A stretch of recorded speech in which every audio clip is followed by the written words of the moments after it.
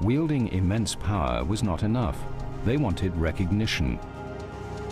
Some monarchs sought to bask in the adulation of great deeds. Others hid their inner feelings behind glorious facades. Louis XIV, the French Sun King, built the greatest palace in Europe. England's Elizabeth I hid her lonely soul behind a glorious mask, while medieval Edward I battered his way into history. All found their own way to the fields of glory.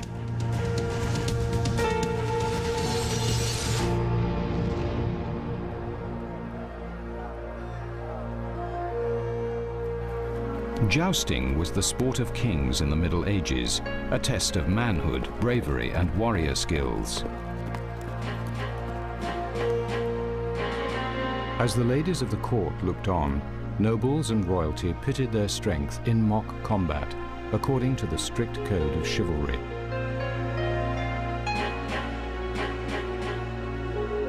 In the 13th century, young King Edward I was among the jousting champions of England, but for Edward, tourneys and jousts were mere pageantry. The fierceness he learned on the jousting field was a rehearsal for a reign that would glorify Edward in bloody battle.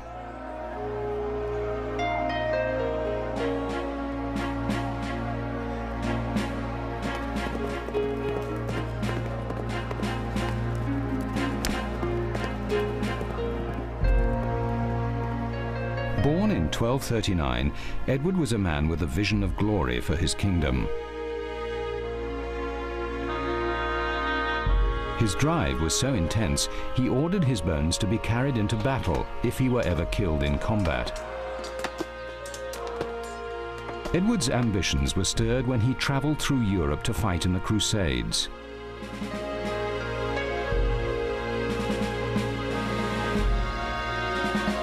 As he met Europe's powerful kings, Edward realized he had to unify Britain if England were ever to achieve greatness. Edward's dream was nothing less than turning Britain into a major power in European history. And that ambition would cost blood. For centuries, the Welsh and Scots refused to accept English kings as their overlords. Edward moved to conquer them.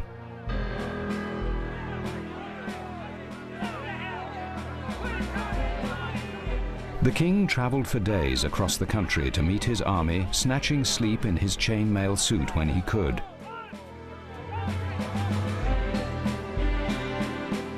When he arrived, he took command and ordered an encirclement of the Welsh. Fierce battles erupted. The Welsh, famed for their longbows and guerrilla tactics, fought back, but were no match for the lances of Edward's heavy cavalry. The first step in creating a major world power ended in victory for Edward. To keep the Welsh under control, Edward imposed his will in stone and iron. He built a ring of fortresses around Wales and installed loyal English barons to keep guard.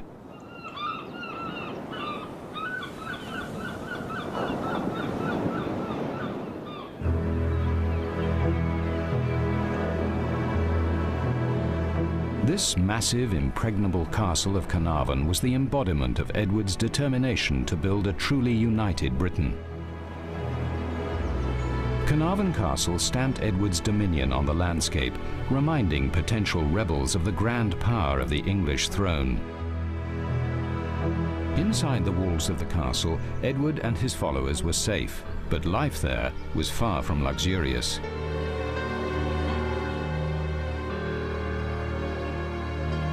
The castle was wet, cold, and cramped.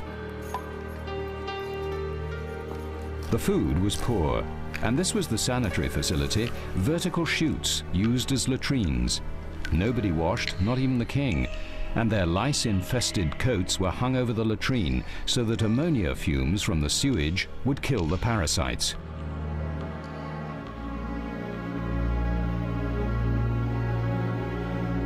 Edward's plans for a glorious, united Britain were only half realized by his victory over the Welsh. The king had yet to subdue Scotland. Edward's dream of national unity spurred him to such fearsome campaigns that he became known as the Hammer of the Scots. On one occasion, he refused to leave the field when his horse was killed under him, fighting on until his opponents were beaten. But King Edward I was not to see victory, dying before the Scots were subdued. In a final gesture, Edward extended his will beyond life by ordering his remains to be carried into battle against the Scots until they were defeated.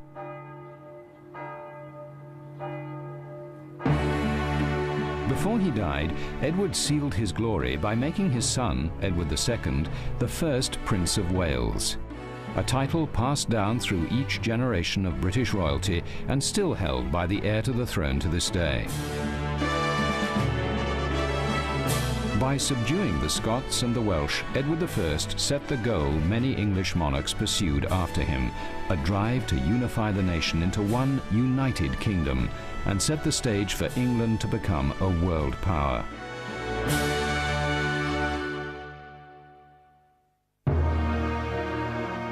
"400 years after Edward's reign, his legacy of national ambition lived on when the throne of England passed to a monarch determined to leave a blaze of glory, Elizabeth I. Elizabeth ruled over England's golden age at the end of the 16th century. English explorers commanded the seas, claiming and settling much of the New World as royal possessions. William Shakespeare wrote plays at the Globe Theatre, many in honor of Good Queen Bess. But in her quest for power and glory, Elizabeth paid a personal price. And her tragedies started when she was only a young girl. Elizabeth's father, Henry VIII, executed her mother, Anne Boleyn, and then declared Elizabeth illegitimate. The Pope excommunicated her. Her older sister became the Catholic Queen Mary and imprisoned Elizabeth because she was a Protestant sympathizer. Worst of all, she was a woman, at a time when women were meant to bear children, not rule nations. Elizabeth was 25 when her older sister Mary died, and Elizabeth assumed the throne unchallenged. The new queen was young, graceful, and elegant, and she was aware that projecting the image of power was as important as holding power itself. She liked to be known as Gloriana and the Sun Queen. She dressed in jewels and pearls. One outfit alone was adorned with over 300 gemstones. She was constantly losing rubies, emeralds, pearls, and sapphires, which fell from her clothes as she walked. She owned over 500 gowns and skirts, 125 petticoats, and 27 jewel-encrusted fans. Her jewelry collection was said to be the richest and most varied in Europe.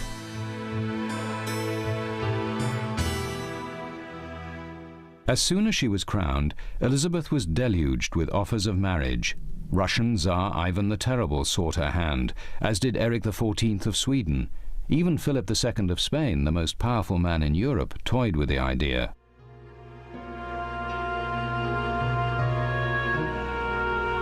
But her secret love was probably the handsome young Robert Dudley, Earl of Leicester, a childhood friend. Elizabeth secretly kept a locket with Dudley's portrait that she marked as "My Lord's picture," but her lord was already married. Marriage to any man posed a problem for the Queen. When Elizabeth summoned her first Parliament, she declared, "Now that the public care of governing the kingdom is laid upon me, to draw upon me also the cares of marriage may seem a point of inconsiderate folly. Yea, to satisfy you, I have already joined myself in marriage to a husband, namely the kingdom of England." Then she displayed her coronation ring. "To me, it shall be a full satisfaction, both for the memorial of my name and for my glory also, if when I shall let my last breath, it be engraved upon my marble tomb, here lies Elizabeth, who reigned a virgin and died a virgin."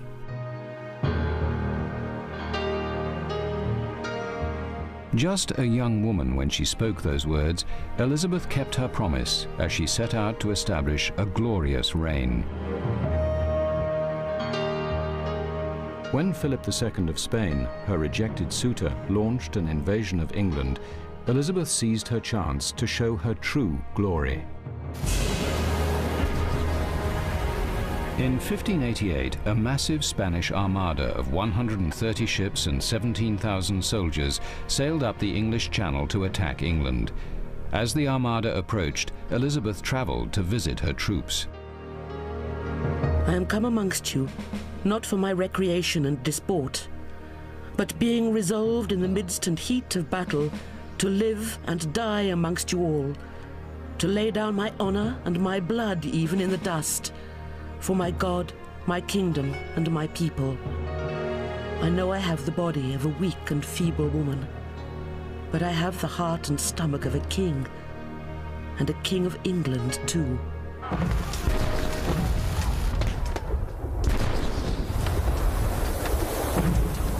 The fast, well-armed British fighting ships ripped into the huge, clumsy invading galleons, causing mayhem and routing the Spanish. It was Elizabeth's most glorious hour. As her fame spread throughout Europe, everyone wanted her portrait. But Elizabeth was growing older and her looks were fading. She refused to sit for artists, but the Queen knew she had to keep up her public image as a vital and powerful ruler. She had this official pattern of her face made up. As a result, hundreds of near-identical portraits were produced, reflecting not the true Elizabeth, but a public relations image of an idealized, ageless sovereign.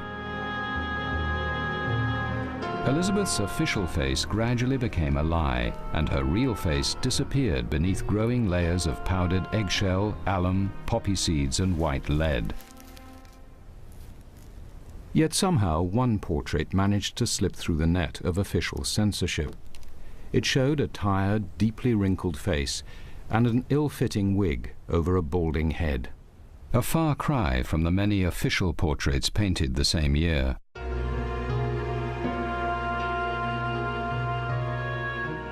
Try as Elizabeth could to maintain a glorious facade, she gradually decayed from within. Her teeth turned black and her hair fell out. Though the public Elizabeth was still adored by her subjects, the private Elizabeth grew ever more lonely. But the Queen was still susceptible to flattery, and at the age of 57 she fell for the stepson of her old favourite Dudley. Handsome and half her age, the Earl of Essex charmed Elizabeth. She gave Essex the command of her army in rebellious Ireland, but he disobeyed the Queen's orders and ended up rebelling against her. Elizabeth was devastated, but as Queen she had no alternative but to punish Essex. She sent him to the Tower to be executed. Before his death, Essex wrote spitefully, "Being now an old woman, she was no less crooked and distorted in mind than she was in body." In the last months of her life, sadness overwhelmed Elizabeth. She had all the mirrors in her rooms removed, so she wasn't reminded of time's ravages and of glory past. Elizabeth died in March 1603. She was 69. 1,000 mourners followed her cortege to Westminster Abbey. Elizabeth's marble face was carved from her death mask, the true likeness of a queen whose real face few ever saw. Her epitaph was not as the Virgin Queen, but as the mother of her country, for glorious endowment both in mind and body, a prince incomparable.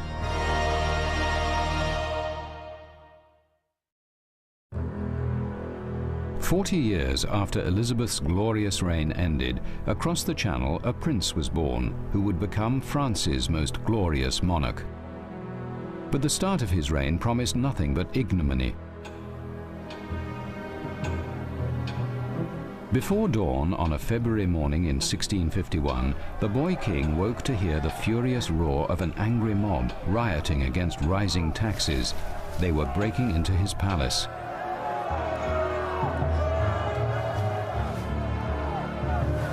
His first thought was of escape. The servants could lead him to safety through secret passages. But the mob was already at his bedroom door, and it was too late. The only thing he could do was play possum, and it saved his life.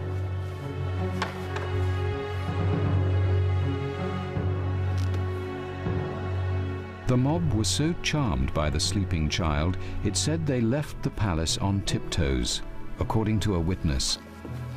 Whereas they had entered the palace like furies, they left it full of gentleness, asking God with all their hearts to protect their young king, whose presence had the power to charm them.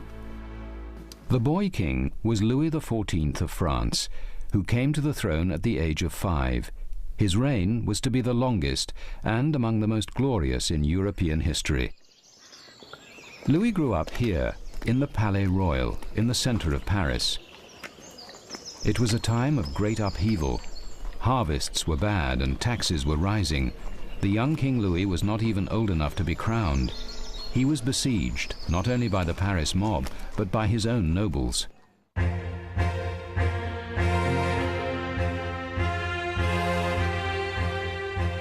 Like the poor of Paris, the nobles balked at high taxes. They had private armies, and King Louis had trouble asserting his authority over them. He eventually came to terms with the nobles, but Louis would always fear his overmighty subjects.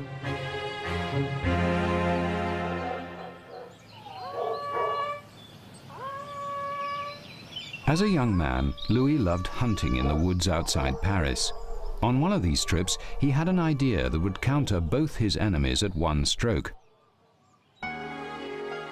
First, move the palace away from the rabble of Paris, and second, make court life so exclusive all the nobles would want to live directly under Louis's control, far from their own armies.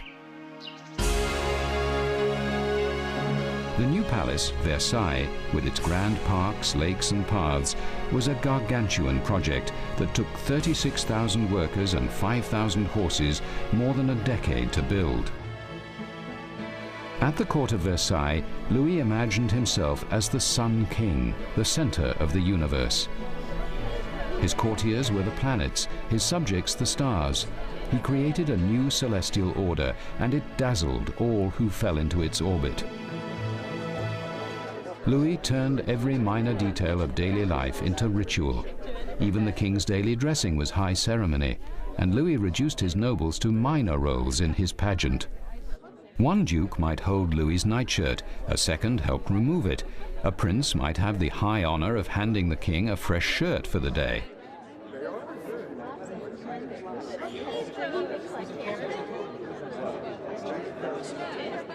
Once dressed, Louis held court in a series of state rooms.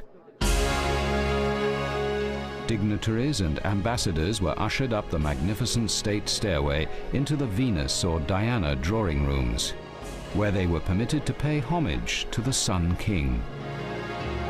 Glorious palace balls took place here, in the Hall of Mirrors.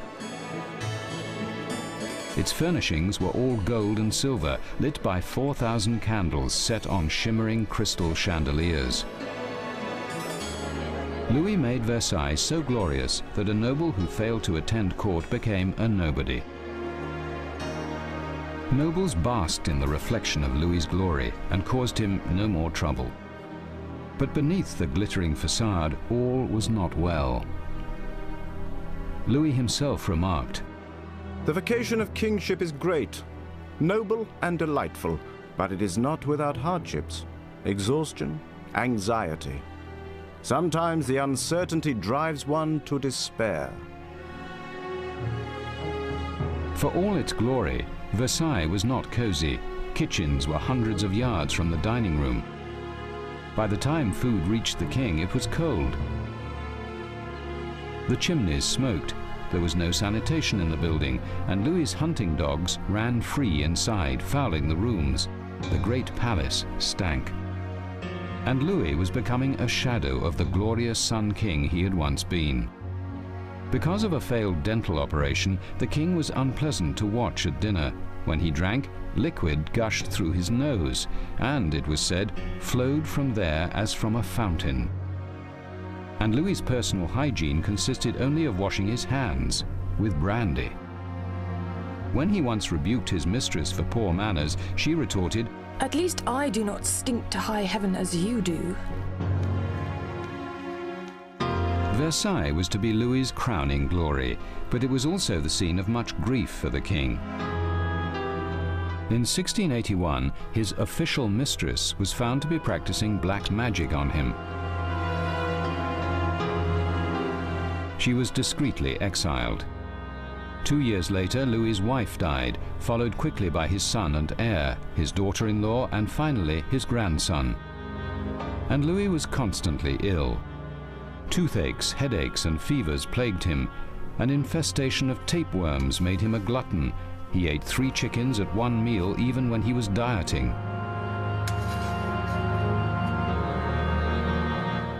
These troubles made Louis depressed and racked with self-doubt.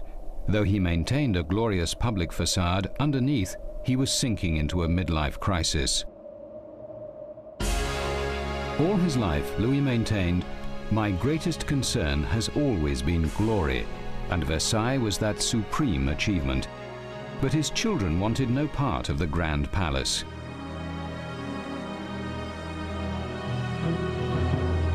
The royal youth fled Versailles for the bright lights of Paris, the city Louis once feared. Even the nobility grew to feel less duty-bound to attend court at Versailles. Alone and widowed, in 1684 Louis secretly married his children's nanny, the austere but kindly Madame de Maintenon. As his children left and his glorious court at Versailles waned, the Sun King sought comfort in Maintenon's matronly arms. She noted, "Here I am alone with him. I must bear his troubles if he has any, his sadness, his nervous dejection. Sometimes he bursts into tears which he cannot control, or else he complains of illness." Louis showed a desperate affection for her. Whatever love you have for me, I have even more for you, for the whole of my heart is at your disposal. As death approached, Louis could not resist one last flourish. His last recorded words were, I lived among the people of my court,